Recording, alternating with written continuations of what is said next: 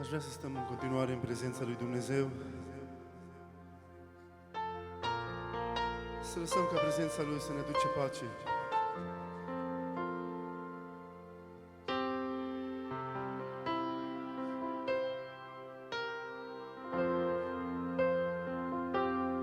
Eu te iubesc, mila ta neînsfârșită, zi de zi. Tu mă ții în mâna ta,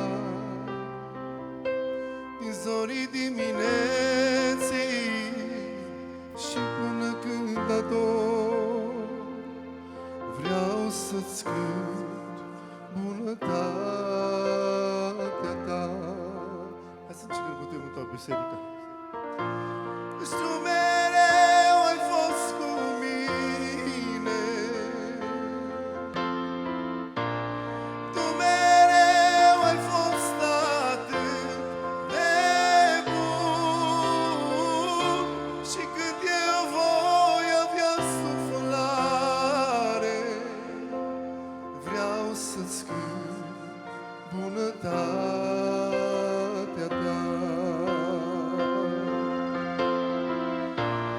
Tu mereu ai fost cu mine, tu mereu ai fost atât de bun, și când eu voi avea suflare, vreau să-ți cânt bunătatea ta. Cu vocea ta m-ai condus prin încercare și noaptea grea, lângă mine tu ai fost. Noi te avem ca tată, te știm ca prieten bun, am trăit în bunătatea ta. Tu mereu ai fost cu mine, tu mereu ai fost atât de bun, și când eu voi avea suflare, vreau să-ți cânt bunătatea ta.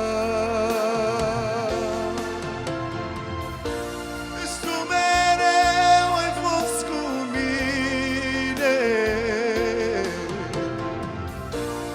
tu mereu ai fost atât de bun, și când eu voi avea suflare, vreau să-ți cânt bunătatea ta.